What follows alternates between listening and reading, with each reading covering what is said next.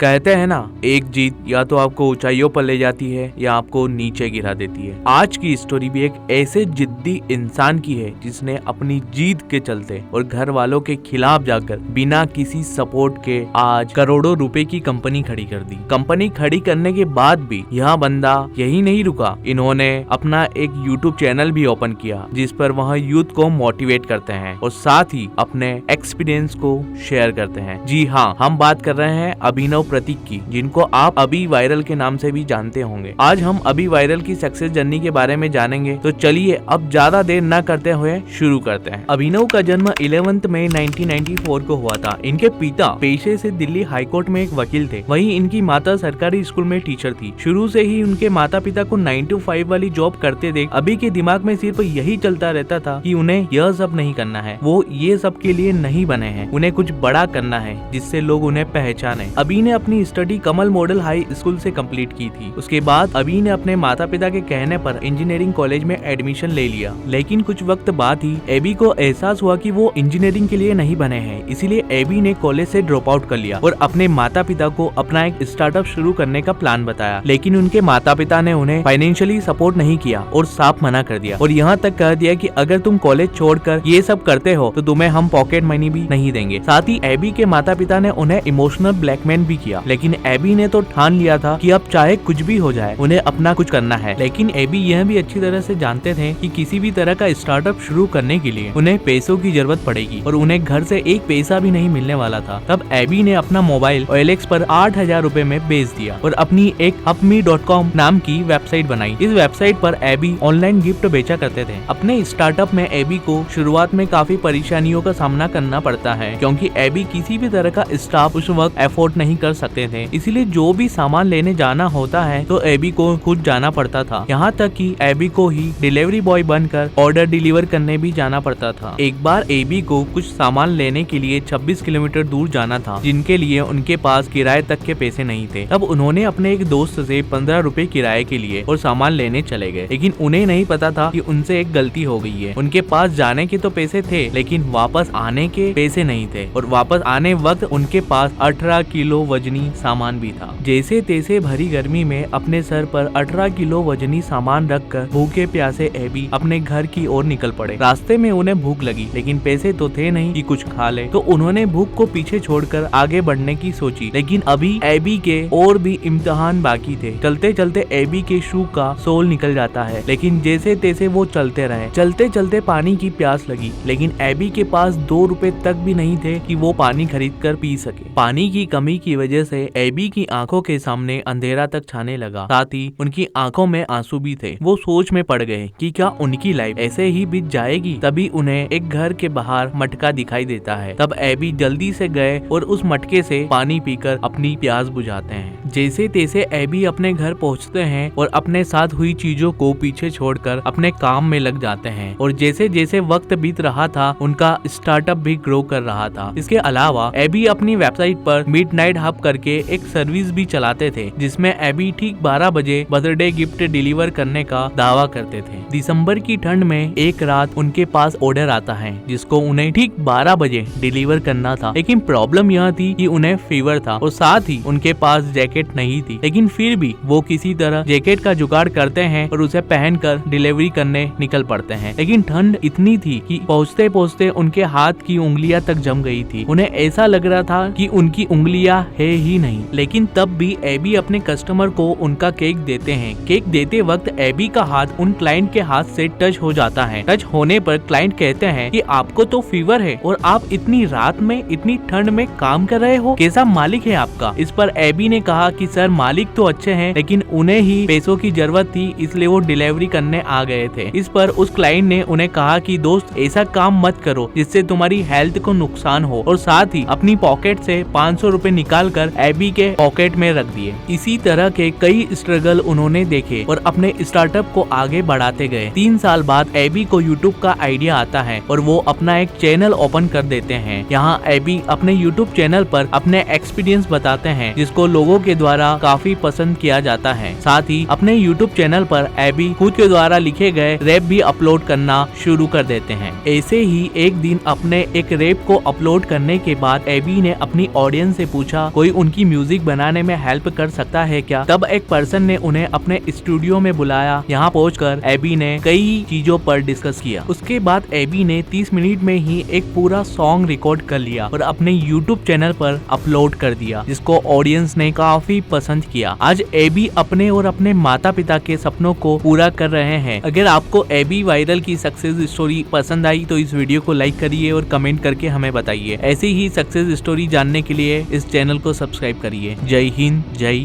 Bharat.